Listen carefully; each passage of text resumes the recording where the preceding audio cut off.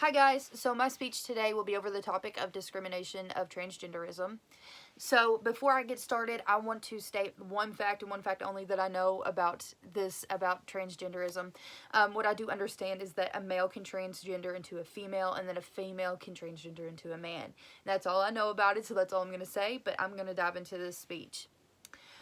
Over the first article that I read, which is called A Gender Not Listed Here, I read that over a 6-month period, 6,500 transgender people answered a 70-question survey reporting discrimination and abuse at home, in school, at work, from their landlords, doctors, believe it or not, public officials such as police officers, judges, and anyone really in the law. I've also found out that some transgenders get bullied harshly, that if they categorize themselves as GNLs. GNLs are people that decide to not list their gender. So GNL stands for gender not listed. I found out that those GNLs were 70% less likely to be white than the 77% of those who did not write down their gender identification and are more likely to be multiracial, which stands at 18%. African American GNLs stand at 5%, and then Asian GNLs stand at 3%. Now I want to talk about the effects that transgenderism has on a person if they go to school or in the workforce, places such as that. The first category that I read about was education. Students in grades K through 12 that identified as transgender or GNL reported higher rates of sexual assault and harassment. So if you could think of a situation, this would be like if a student were to be transgender, he or she could be walking down the hallway, and then this student would receive any type of harassment, such as like a little bicker from another student, or even a physical fight from another student just because someone is transgender and that is who they are. The next thing I want to talk about is employment. From what I read, transgenders do keep their jobs, as in they somewhat feel comfortable with coming to work, but it also ties into like the education category as well, because they sometimes feel uncomfortable with coming into work because they also receive harassment, such as physical harassment or just like social harassment. If a transgender were to be harassed at work, he or she would more likely to be out of work if there was any type of harassment. This is just because due to some anti-transgender bias has been detected before, and it is still going on, believe it or not. The next category I want to talk about is healthcare. Believe it or not, survey respondents reported that there have been direct forms of discrimination in medical care and healthcare departments. This is where like the GNLs or transgenders have reported of being refused medical care due to bias rates, and that bias rate stands at about 14%.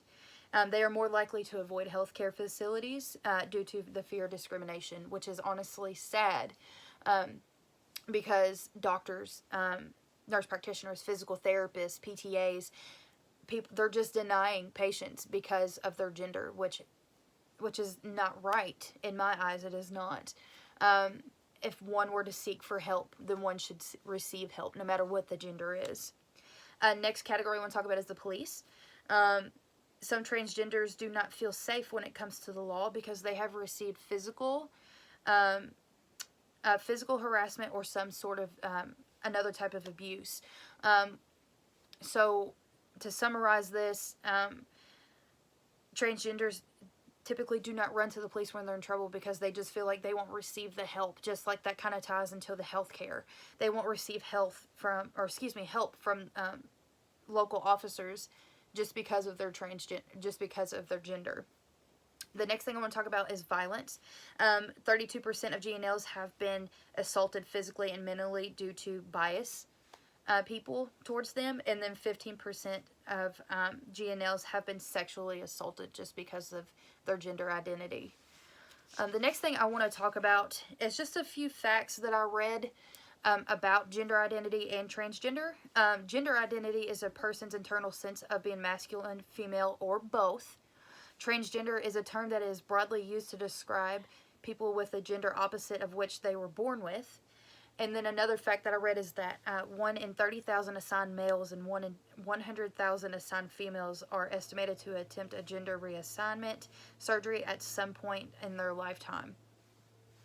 Now, honestly, I want to jump right into the kind of sadder portion of this topic. When it comes to suicide, suicide's not a joke. It's not. It's just so sad. Believe it or not, transgenders or GNLs are like on the top of the list of those who commit suicide, actually daily. It's stated that females were more than likely to commit suicide than males. And honestly, that's, in my eyes, that's just so sad, because I believe that if one were to be male or one to be female or one to be male, they have that right, they have the privilege. So I don't understand as to why. But to sum all this up, I read that transgenderism is very popular to this day. They do receive a bunch of harassment, and as in sexual, physical, and mental harassment. Sometimes just because of how bad they get harassed, they are listed as GNLs. They get bullied everywhere, such as education classes, work, by the police, and even in healthcare.